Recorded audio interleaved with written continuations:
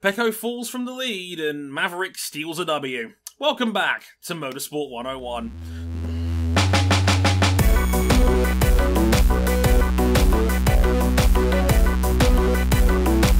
Hey guys, Dre here. Welcome to episode 266 of Motorsport 101. I'm Dre Harrison as always. And in this first of another doubleheader recording we're going to be talking MotoGP at Misano. Take 2, the Emilia Romagna GP, as they like to say. As I apologise as I completely butcher the actual name of the Grand Prix there. My Italian is still impeccable as always. With me, as usual, on this edition, RJ O'Connell. Hello, sir.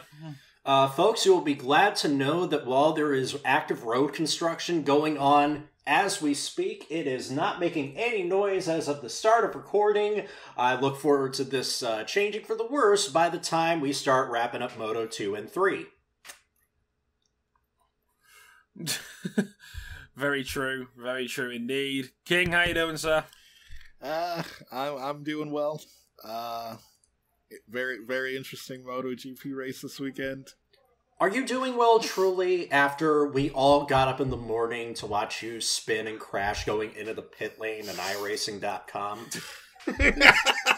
A win in a two-car race. A win is a win is a win.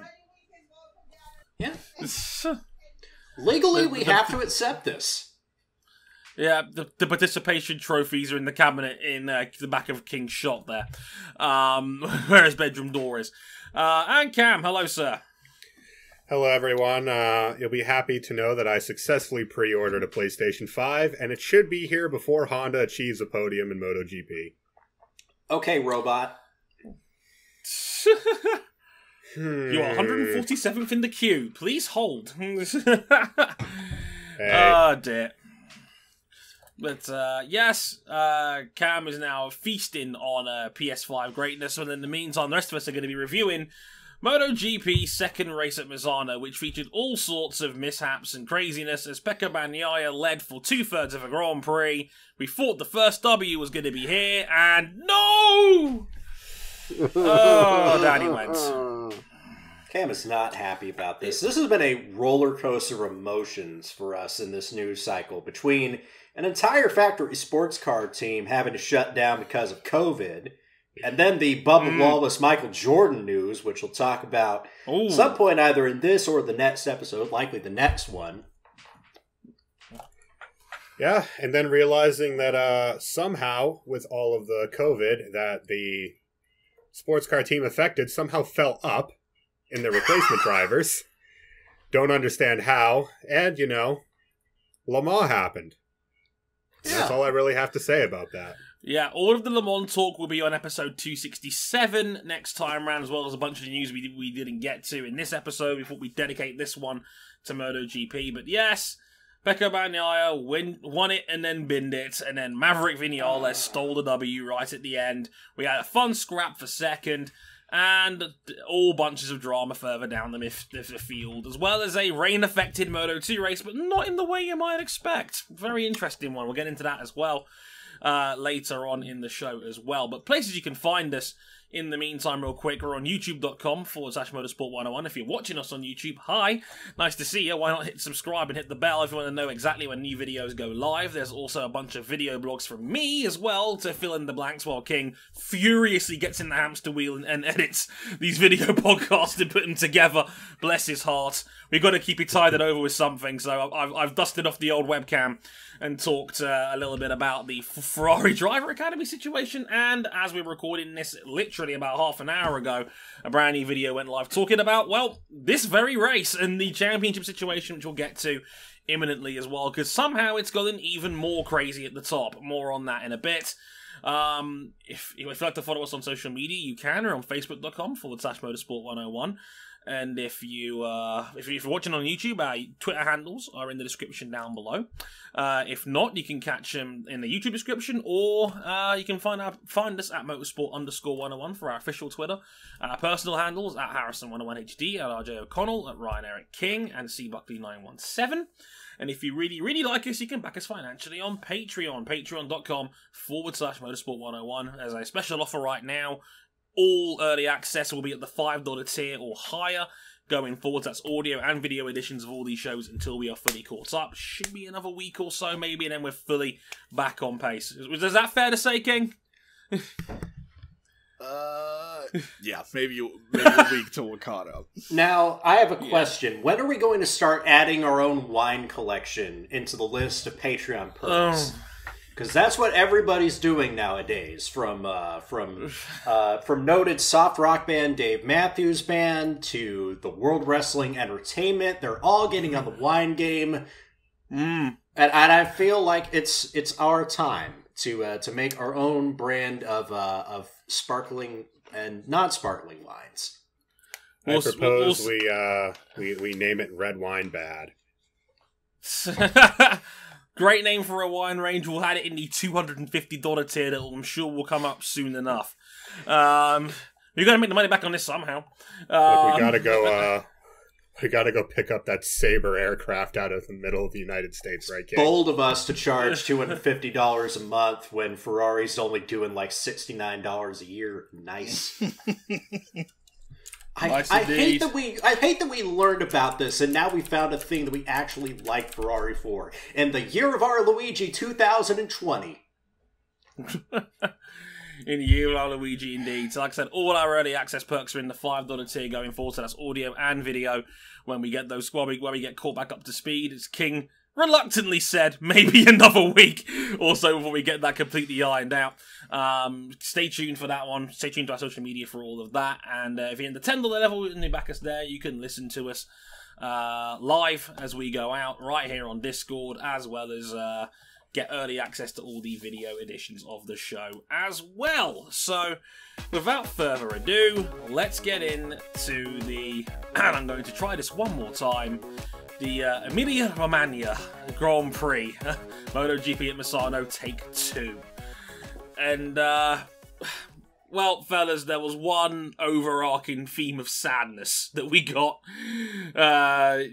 during the race itself, and it involved one young Pecco Bagnaia, really. This was the overriding theme. He qualified in 5th on the grid, got a great start, took the lead early doors, and was able to put a 1.5 second lead on Maverick Vinales, who was trying to chase him down for second. We were building up to a nice crescendo because they were on different tyre compounds. Bagnaia was on the softer rear tyre. Maverick was on the medium. We were thinking maybe if tyre wear becomes a factor, last 4 or 5 laps, maybe Maverick can reel him in at the end.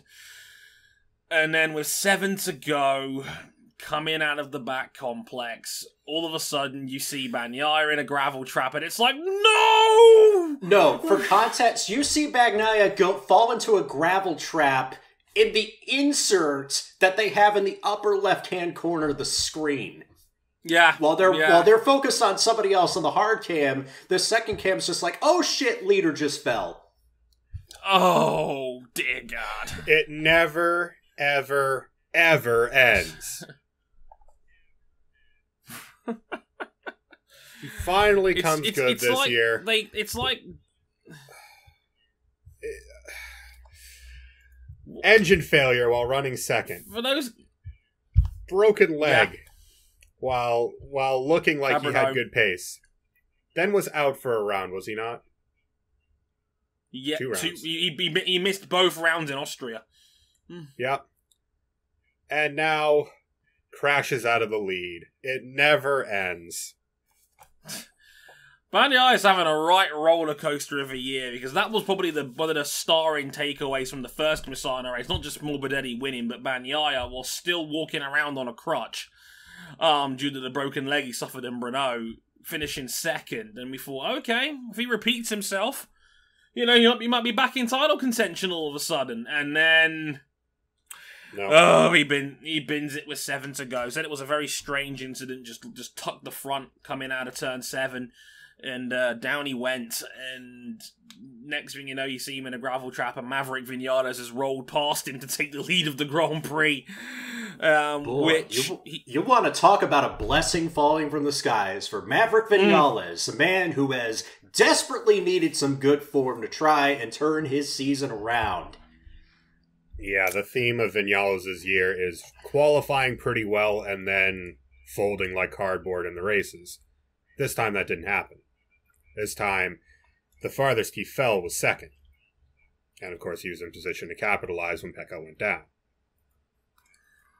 Yeah, like I said, it was just getting to that crescendo point where maybe Maverick's tyres would have come into play. It was 7 laps to go in the race itself, and then the air got sucked out of the bag, so to speak, when Bagnaia hit the deck. Maverick would go on to win the race pretty much unchallenged the rest of the way through. A fairly comfortable win in the end for Maverick, because that's Maverick to a T. He gets beaten up in midfield. He takes about 10 laps to find his footing in race trim. But if you give him a clear run, and he doesn't get any shenanigans along the way, he's incredibly hard to beat, because once he gets going, his raw pace is insanely fast. You know, some sports hot take merchants from the Great Plains would say that much like LeBron James, Maverick Vinales is the best frontrunner in MotoGP. Shut up, Skip. It's what we all wish we could say, but y'all, what about this battle for second place that emerged when Johan Muir came out of nowhere and Fabio Quartararo with a podium in the back gets pinged for too many track limits infringements and takes a 3-second post-race time penalty after declining the long lap? Mm-hmm. This was crazy. Yeah, we had Quartararo in third place with Pol Espargaro now second. Now, later stages of the race, as King was watching Charles chewing his fingernails, I presume, Pol was in second, but his rear tyre was completely shot on one half, on the right-hand side of it. The right-hand side of the tyre was completely shredded, basically, at this point. Had no rear grip left whatsoever, but because the KTM is such a rocket ship in a straight line and coming out a corner exit, Fabio Quartararo could not find a way around him. Even though he was on the faster bike with a lot more grip, Fabio was stuck. Seems the theme of Yamaha's year. Once they get stuck behind someone, there's nothing they can do, no matter how fast they are. Yeah, he tried everything. He tried outbraking Pol into the slower corners. Didn't work. Pol Espargaro was a demonically late braker. That didn't work. He tried going around the outside, around a couple of the fast left-handers at the end of the lap. Couldn't do it there. Tried the last corner block pass. Couldn't do it there. Tried to get every run in the book you can think of to try and get around him. It wasn't until Johan Muir had to basically barge his way through on Pol Espargaro at the turn 1, turn 2 complex at the start of the lap, or did Fabio finally find a way to sneak underneath. But as RJ alluded to, it was the lap before he did that, it was the 4th time he had run on the green. There was a track limits warning regarding the final corner, because it would be a bit of a theme of the weekend and last weekend as well. Guys were putting wheels on the green side, which is not the curb. That is the track limits zone, basically, where Fabio had... allegedly, according to Fabio, he had never read the... He claims he never got a warning regarding this. Either he's a very good liar, or race control didn't send in the dashboard message properly, because I believe they are automatically sent to the rider's dashboard by race control when you're given a warning for track limits. So, either there was a glitch up... Well, if I don't look at my dashboard for the warning, it doesn't count. Oh my God. This message has been presented by Paul Tracy. Yep. Clearly. So either that or Fabio is a very good liar. And the penultimate lap, the warning came through that, multiple track limits excursions, long lap penalty for Fabio Quartararo, and it's outside of the turn 9-10 complex before the back straight is where the long lap penalty was. As RJ says, Fabio ignored the last lap penalty, and that was the only lap he was eligible to be able to take one. You have to take it within 3 laps of the penalty being issued. He only had 1 lap to take it. Fabio, either accidentally or on purpose, we'll never know for sure, either accidentally or not so accidentally ignored said long lap, and then the stewards were like, alright then, we'll convert it to a 3-second time penalty. Instead, it dropped him from 3rd to 4th, and dropped him off the podium, and put Pol Espargaro back on the podium, his 2nd podium of the year. So, congrats to Pol on that one. We have to talk brilliant. about Joe. We have to talk about Johan Muir, though. Second, again. Third podium in the last 4 races. Every race he has finished, because he's only retired from the season opener in Jerez, and he's only retired from Brno. Every time he's finished inside the top 5. And now there is a whole narrative going around that Johan Muir, without having won a race at this level, sitting 4 points back in the championship lead, is now the odds-on favorite at the halfway point of the season. I said it last week. I said it during the first race at Misano. The kid is the truth. That result he got a few races ago, we thought it would boost his confidence. It has. He's riding out of his mind. The Suzuki is a rocket ship on race pace. And the only thing that's really standing in his way right now, and it's something that affects his teammate Alex Rins as well, is the Suzuki isn't strong in qualifying. Matt Oxley talked about it on motorsportmagazine.com, where the Suzuki has too much rear grip. Now, this may sound a little bit weird. What a problem to have! It's got too much rear grip, so on fresh tires, in qualifying, it just understeers. But it means that in the race, you can tip it down into the corner, pick up the throttle, and it will just explode up out of the turn. Yeah. And not only does that help them through the turns, because they can get on the throttle so quickly and just pick the bike up, their power deficit, unlike Yamaha, they're going fast enough for enough of the straight that it's not as obvious as it is with the Yamaha. So it means that Muir and Rins can just cut through the pack really effectively. And you're already chucking in a bike that's got arguably the best chassis in the field and 2 excellent world-class riders on both machines. Like, arguably, it might be the strongest team in the sport on paper right now. I mean, Rins has probably not been... Yeah, on race day, certainly. Rins has not been quite his usual self. I think that awful injury he had in Jerez probably hasn't helped. I was going to say, he's still operating on, 1.7 shoulders now? Up from 1.2 earlier in the year. He's riding her. Yeah. Muir's the only one that's been able to seize the initiative, is fully healthy, and what a job he is doing. I look at these net 7 rounds. Do you think these net 7 races are gonna suit a potential title push? Well, I think the biggest thing, if you look at the results already this year with the Suzuki, is that it's always consistent. It's always in the same part of the finishing order. Yeah. But the Yamahas and the Ducatis keep peaking and troughing. It's like Ferrari in 2017 and 2018. When they peak, they're winning. When they trough, they're nowhere. And Andrea Dovizioso has had 3 opportunities to pull away in this championship lead. And by the way, shouts out to his riding leathers with unemployed written all over the back of his ass cheeks, by the way. Very good. Wonderful stuff. But finished 8th. It wasn't the ideal result, and this is another opportunity to pull away, and now he only leads by 1 point. The factory ducks were nowhere all weekend. The Premacs were kicking their ass. Now you've got me just imagining guys riding on giant rubber ducks with motorcycle tires on them. Oh, yeah, the factory ducks all week, fringe of the top 10. And meanwhile, Premac, obviously, Pecco was fighting for a win. Jack Miller, before a tear-off got sucked into his engine air filter, which is not what you want, as you do, was running top 5. So you've got Fabio making these mistakes. Even when he's got the pace, he's so... It's the little things. It's the little operational errors that keep creeping into his game. And with Davi nowhere, Mir has been munching into that points gap, and he's there. There's no gap to him anymore. He's there. Fabio and Andrea they've got to shape up. It's crazy. Like I said, the both Pramacs. This is not just a one-off. This has been the running theme of the season, I would argue, since Jerez has been. Yeah. The Pramacs have been particularly strong, and the factory team has not gotten used to these 2020 Michelins, and it shows. 7th and 8th for Dovi in both Misano races. Petrux was 16th and 10th in both Misano races. And Petrux is 14th in the championship.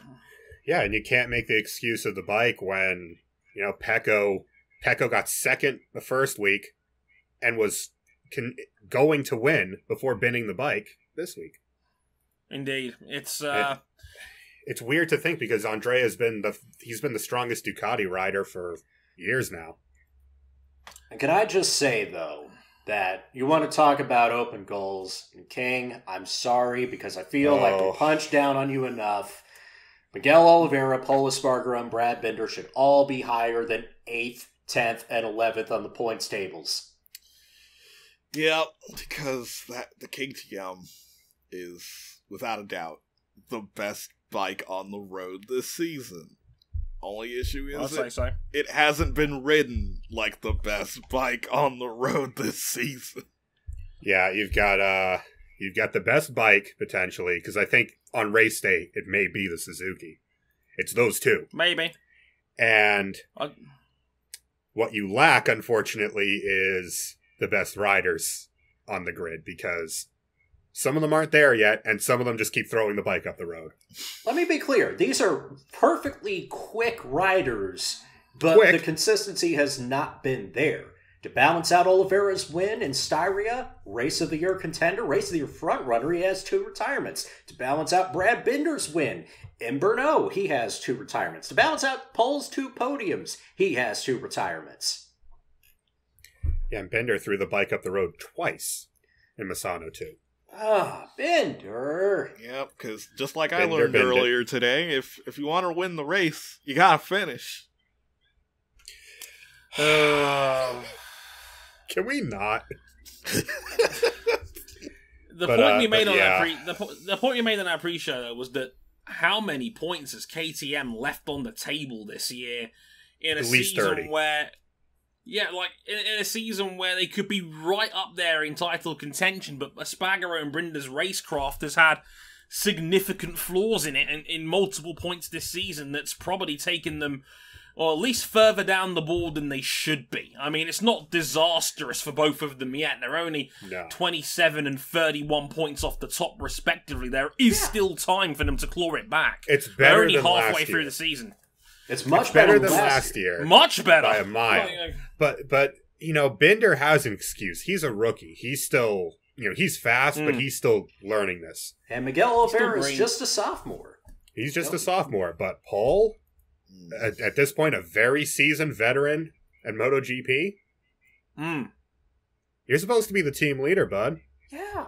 Shit, Iker Lecuona was on pace for a career best, and he dropped it. Yeah, he was in 6th place when he crashed. Yeah, he was and on faster for a than top those 6 in front of him. He was catching the top 5. Yeah, Hervé Poncharal said that he's actually been mad impressed at how much Lecuona's turned the corner, and now he's a lot faster. Now he's gotten used to the bike. He's turned out very, very well, but just hasn't really had the results to show for it. And that's what's kind of done him in, because that was an awful crash with 4 laps to go. He bins it from 6th place, and that would have been a comfortable career-high finish by 3 spots for Lecuona. So, yeah, just a real shame for KTM that they've just left an awful lot out there dangling for themselves out there. It's been a real shame. Let's break down the race results and some little other fun stories in the middle as well. Maverick Vinales winning in the end by 2.4 seconds over Johan Muir, who, let's not forget, as Cam alluded to, Mir started from 11th on the grid and finished in 2nd. A comfortable 2nd. This kid is on fire. Pol Espargaro in 3rd in the end. As mentioned, the time penalty dropped Fabio Quartararo down to 4th, and he only just held on to that 4th by 0.9 of a second as well, because Miguel Oliveira was right behind him in 5th. In the end, Taka Nakagami, still the top Honda, still the only man to have finished every race this year in the top 10. Yeah, he had a couple hellacious crashes during the weekend trying to get what he can out of that bike, and I was thinking for a bit that is Honda only going to have one bike in this race? Because Nakagami, I think he wiped out 2 bikes, just completely wrote them off. Yeah. It was looking like we were going to be down to Alex Marquez, because Stefan Bradl is hurt, and there's concerns about his long-term future. We knew Crutchlow was out, and that would have just left Marquez if Nakagami had been written off for the weekend. But I'm glad that Nakagami is still out here getting points.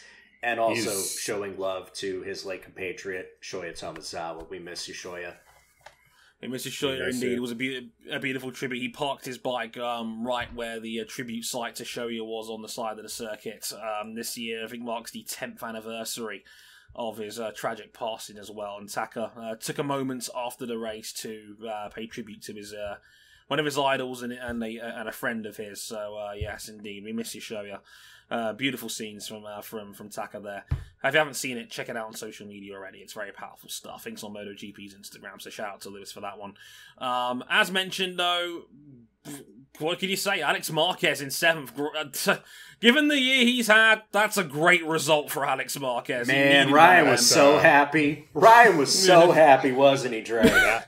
Hang on. I will pull up exactly what he said on WhatsApp at the time because that is as well. I believe that is Repsol Honda's best result of the year by a fucking mile. Yeah, shit, you're right. It is.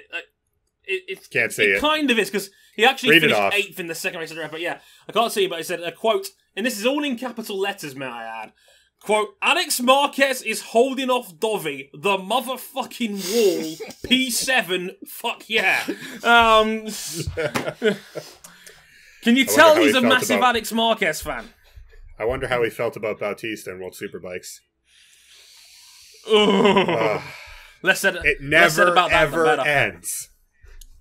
No, where there is yin, there is yang, as I say. More on that in the next episode. Andrea Dovizioso was 8th in the end. Frankie Morbidelli was 9th and wasn't able to replicate his brilliant first race. But if anyone's been keeping up with the Frankie Morbidelli quality helmet story, it took another very interesting chapter in between races this past week because Frankie got a very unexpected phone call that part just after his first race win this weekend. It was a phone call from one Hollywood director known as Spike Lee. Spike Lee gave him a call in between races this past week. For those guys that don't know, Spike Lee is a obviously brilliant Black Hollywood director, as well as, in case you guys didn't know, massive sports fan. Like, Spike loves his sports across the board. Oh, yeah. We've talked about it on this show before. King, I was not going to bring that up. King, you might want to leave the room. But yeah, if you know Spike Lee, you know that unless your arena is run by one Mr. James Dolan, he loves sports. Yeah, he loves all his sports. So he pulled a few strings and got Frankie Morbidelli's phone number in midweek and gave him a phone call. Said congratulations on your first MotoGP win. Saw your helmet. Saw it on Instagram. He said he absolutely loved it. And they had a good few minutes on the phone just discussing the win and the sport in general and what he's doing for equality. And that's why Frankie had an edited version for this weekend, and it had Spike Lee's face on it with the peace sign, which I thought was a great touch. And apparently a copy of the original helmet that Frankie had last week is literally going to Hollywood, and it's going to be in Spike's house. So Frankie's very generously donated. Awesome. I like that. One of his race helmets from that weekend is it's literally Frankie Goes to Hollywood, which I think is just fantastic. It was the backup name for this episode title, for the one for race 1, but I went with the more obvious reference instead. But yeah, congrats to Frankie. That's an awesome bit of exposure for the sport right there, because goddamn it needs it. Yeah, well done, Frankie. Again, congrats to him. Pet Trucks there rounding off the top 10. Johan Zarco in 11th, Alex Rins 12th, Bradley Smith 13th. Amazingly, he was the last of the finishers. Only 13 men saw the flag in the end there. There was 7 DNFs here. Akila Quona binned it with 4 to go. Bagnaia with 7 to go, unfortunately. Valentino Rossi crashed in the middle of the race. I saw the mushroom-shaped cloud in his home village from back here in Wembley. Rossi has fallen, etc., pushed his tyres a bit too early in the middle of the race and went down. Tito Rabat's just having a wretched time on that Avintia. He crashed early on. As Cam alluded to, yes, one of Fabio Quartararo's tear-offs landed in Jack Miller's air intake during the middle of that race. Did a number on his engine. No, because Miller had to park the bike in pit lane afterwards. So Miller, who was running top 5, completely screwed by a very unfortunate tear-off landing in his engine. Unbelievable bad luck if you're Jack Miller. If Miller didn't have bad luck, he'd have no luck at all this year. No, he's a man who should be right in title contention, and he's just had some cruel twists of fate this year already. Brad Binder, as mentioned, binned it early doors, unfortunately. And Alicia Spargaro didn't even make it out of the first lap. Oh dear. Keep half an eye in pit lane. But yeah, by the way, keep an eye out on the Court of Arbitration for Sport hearing for Aprilia coming very soon. Aprilia has come out and said this morning that basically it will determine Andrea Iannoni's future. They've already confirmed that if Iannoni gets his sentence reduced, he will ride that bike next year and they'll bring Iannoni back. That is confirmation direct from the factory. If Iannoni gets his sentence reduced or taken away on appeal, he will be riding that Aprilia in 2021. I did see a screenshot of him just like chilling and browsing his Insta in the Aprilia garage, which is like he was in the back.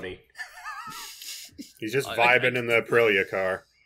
Just vibing in the Aprilia bike, and then he also went to Romano Fenati's Max team as well, which isn't allowed because you're not allowed to move between bubbles, but. Well, it's Iannoni, apparently. It's just one more in a long list of, Andrea, what the fuck? Oh, Lord. What are you doing, son? It's like, I'm going to get banned anyway. Indeed. So, he was there showing up in the Aprilia garage. Aprilia has already said that if Iannoni's sentence stays, he will leave the team at the end of the season, and number 1 on their list is Andrea Vizioso. Good luck with that, fellas. They're saying they might not be able to afford him. If they can't afford him, they'll go after Cal Crutchlow. So Aprilia, completely upfront and open and honest about their city season plans. They're like, no, we'll keep it Iannoni. It's refreshing.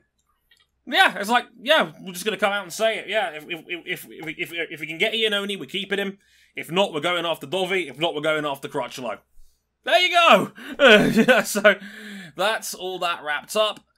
Now, the championship. We've kind of hinted at it, but yes, the top 3 are separated by 1 point. Andrea Dovizioso has 84 points and is leading the championship by 1 over Fabio Quartararo. On countback, he has 2 wins to Maverick Vinales' 1, and that is why Fabio is second overall on 83, Maverick's on 83, and as mentioned, the white-hot Johan Muir in 4th on 80 points, just 4 behind. And amazing that they've kind of broken off a little bit from 5th and down, because Frankie Morbidelli's down to 5th now on 64. But again, they're only 20 points back. It's the way the season's gone. Away. Yeah, like the way the season's gone, 1 big result and they're back in the mix. Like Morbidelli's on 64, Jack Miller's on 64, Taka Nakagami is still there on 63. Like I said, nothing but top 10s all season long. He's just chipping away at it and he's still in range. Miguel Oliveira is on 59, Valentino Rossi on 58, Pol Espargaro on 57. And then Brad Binder on 53. I reckon there's still 11 potential contenders here. No, Marquez is sitting at home just like, I can still win this.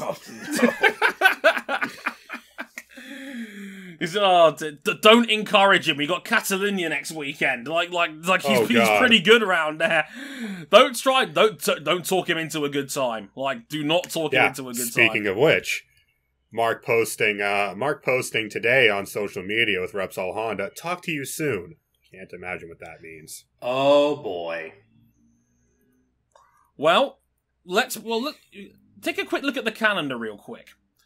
Catalunya is this weekend. It's the last part of a triple header, right? Mm-hmm. Right. There's 2 weeks off after that. Does he try and get back for Le Mans? Oh God. On October the 11th. I'm speaking it into existence. Just throwing it out there. Folks, if this comes into existence, please credit at Motorsport _101. All major media outlets, we have exclusive access on this scoop. I think this is more just looking at you, Simon Peterson. We got the scoop. Yeah, Patterson, take that! Simon Patterson. The disrespect. Oh dear. Simon, if you're listening, which there is an outside chance because we do chat every once in a while on Twitter, you know, that blame King for that one. That was all on him. I'm sorry I got your last name wrong. Simon Peterson and his good friend Kobe Moody.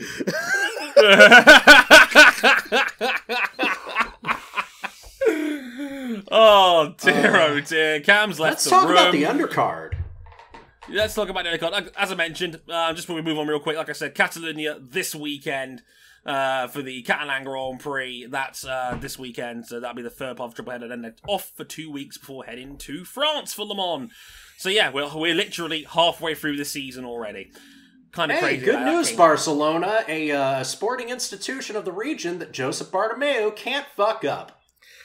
Hey, he sure as hell would try. Not touching it. Not touching it.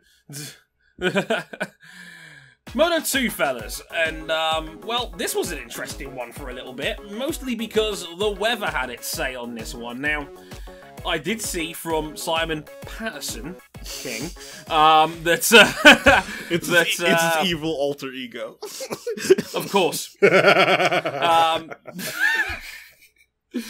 Of course, that, he said that there was dark clouds hanging over Misano pretty much all Sunday morning into the afternoon, and there was rumbles that it was gonna rain heavily, but around 3 p.m. local time, so maybe just after the MotoGP race. And they thought, and Simon was like, no, you don't get it. If it rains, they were like severe weather warning bad. Like we're talking like this wasn't no drizzle. Monsoon conditions.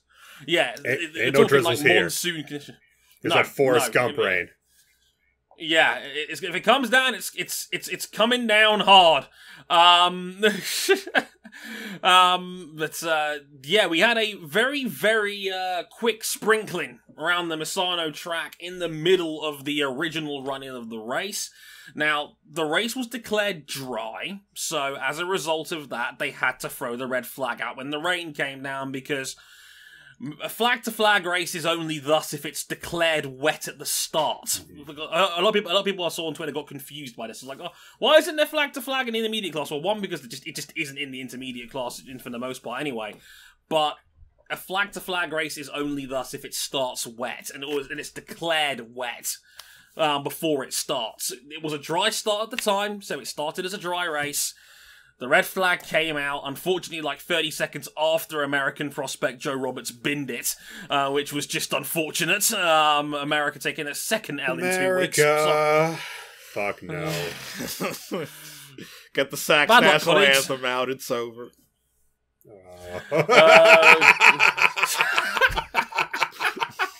I forgot about that! Oh, dear. Oh dear. I'm not going to get into that at all. I'm not touching that. So yeah, like I said, the red flag was called.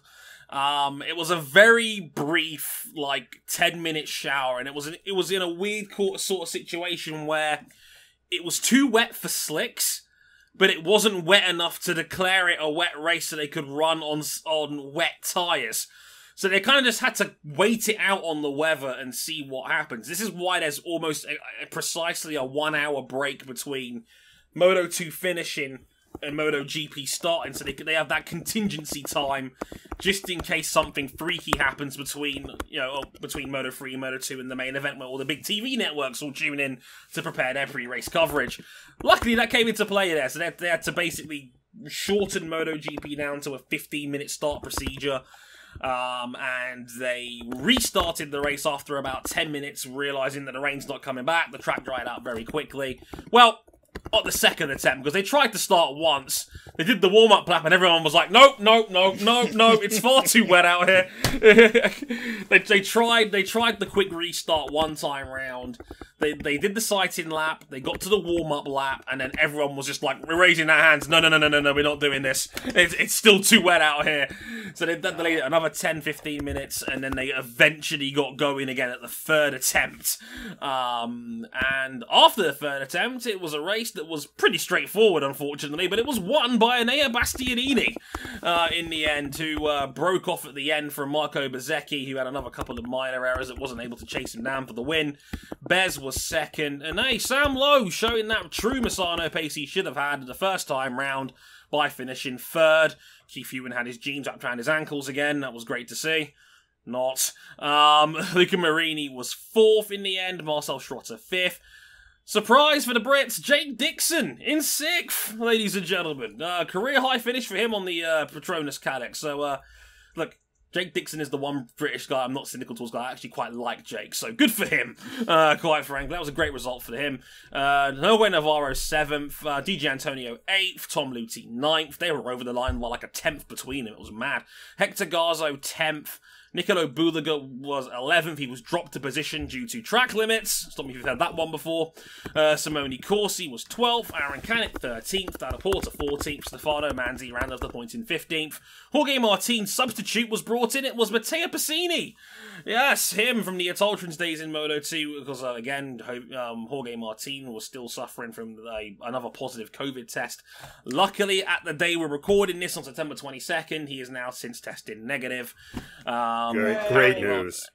Great news. Great to hear he's okay. Apparently he was asymptomatic, so luckily nothing too catastrophic besides maybe his title aspirations. But, yeah. We're going to have to see because asymptomatic COVID carriers are still getting plenty of damage done to their bodies, even if it doesn't show. Hopefully, because kid's good. Yeah. Kid's real good. Indeed. Hopefully he comes back and is fairly unaffected. It's looking like it's going to be a good run to the title here because, well, Dre, you can tell me about this. We got the top three covered by 20 points. I know it's not as close as it is in MotoGP right now, but it's looking pretty good. Is that possible? Yeah. Is that possible right now? It probably isn't. Yeah, MotoGP's been too fucking wild to be spread out this year. Exactly. It was a big counterpunch by Enea Bastianini after Marini's win last week. So Marini's championship lead is down to 5 points now.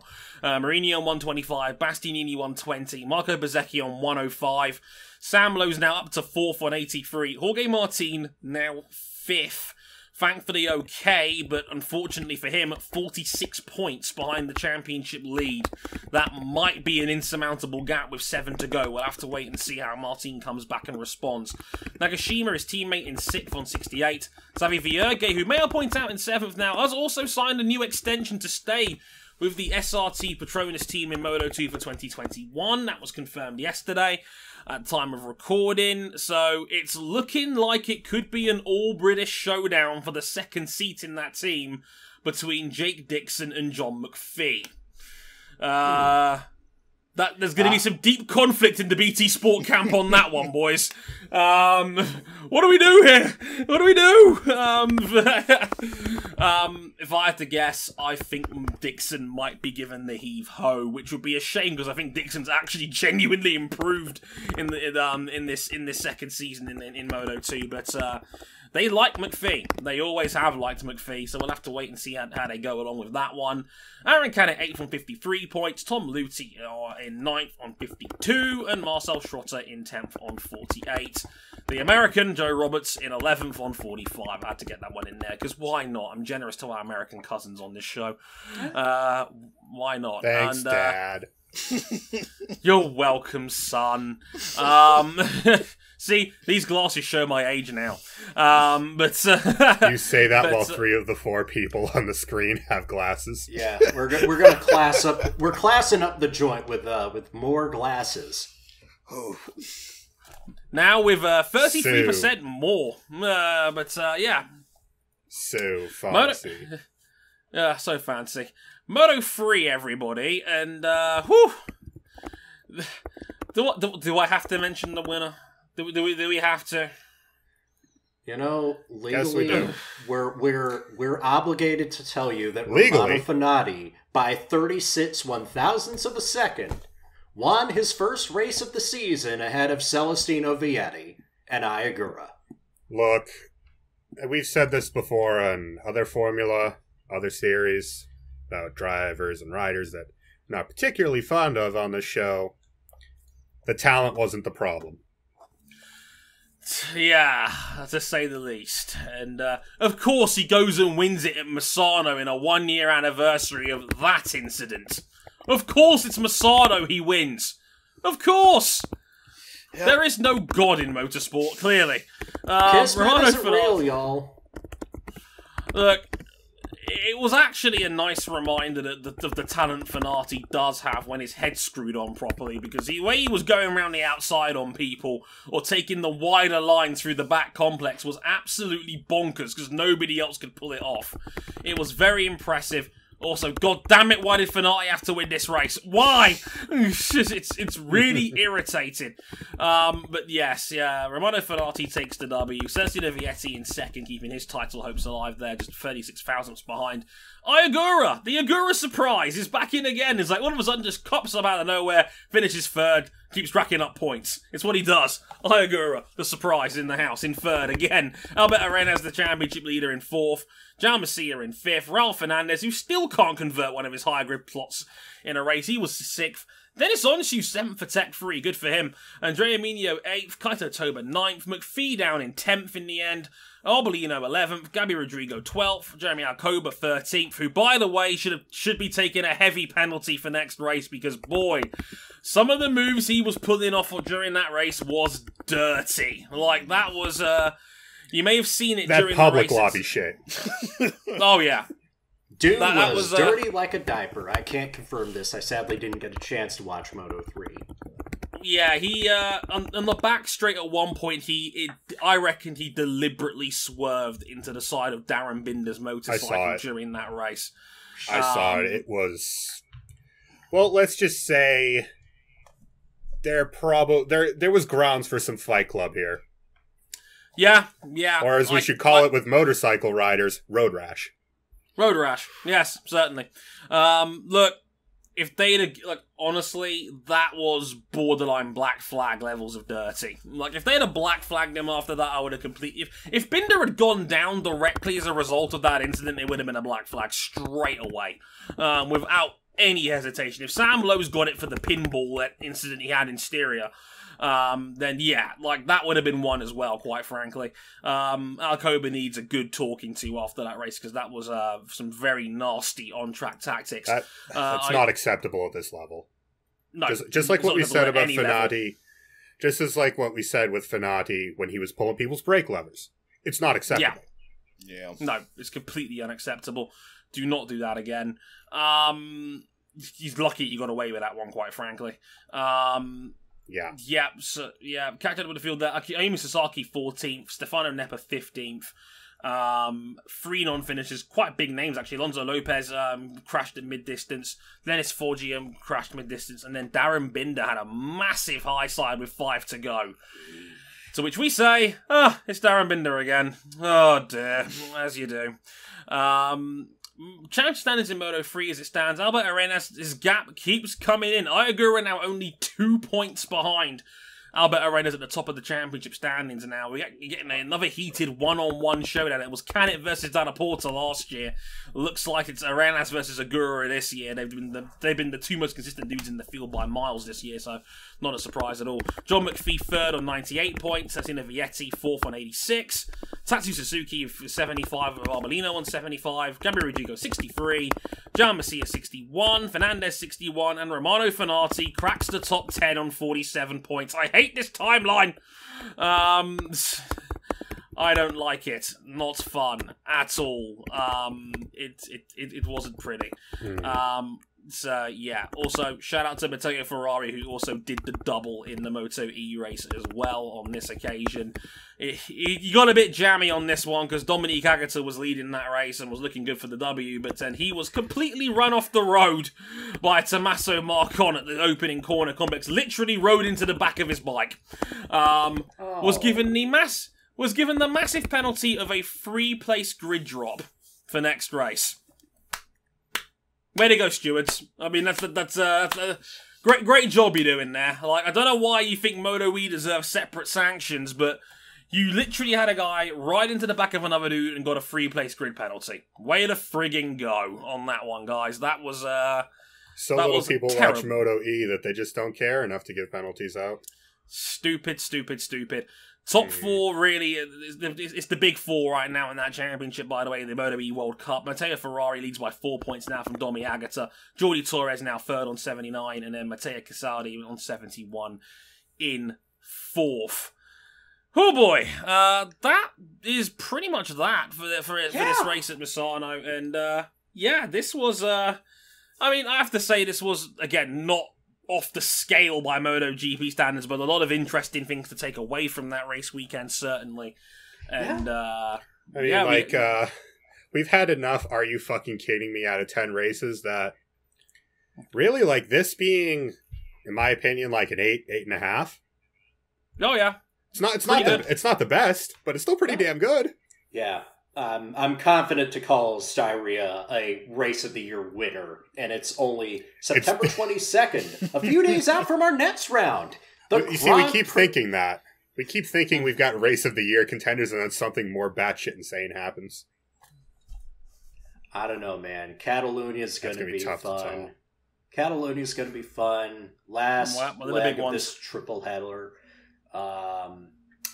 Go out of your way to watch it. We'll have more stuff on our next episode. Everything from World Superbikes to Le Mans to NASCAR to whatever Formula One news happens to be thrown up during the days between recordings. I don't know. We'll figure it out in the next episode. But basically, you can find us one more time, youtube.com/motorsport101. Again, subscribe us if you're watching this right here. You can do that down below. Hit the bell for notifications on when we are live or got a new video out or whatever. You can find my usernames on the screen as well for Twitter. Personal Twitters at Harris101HD, at RJ O'Connell, at Ryan Eric King, at CBuckley917, and the podcast at Motorsport_101 for the show itself. You can find us on Facebook, facebook.com/motorsport101. We are also financially available on Patreon if you'd like to back us on there. $5 gets you early access to all of our shows, video and audio, until we catch up, so that'll be for about another week or so. In the meantime, in the $10 tier, you can also listen to these shows live as they're being recorded. Thanks everyone that's in the Discord right now listening in. Much appreciated. Vince, Rezi, Sasha, I see you there. Jason as well, Vic. Good to see you guys. Hope you guys have enjoyed the show. We'll be back. Well, if you guys are listening in, we'll be back in about 20 minutes' time for the next episode. But it'll be a couple of days for you guys watching on YouTube or listening in. Until then, I've been Dre Harrison. They've been RJ O'Connell, Ryan Eric King, and Cam Buckley. Until next time, sayonara. Later, y'all. Bye. I'm not looking forward to the Le Mans episode. Too bad.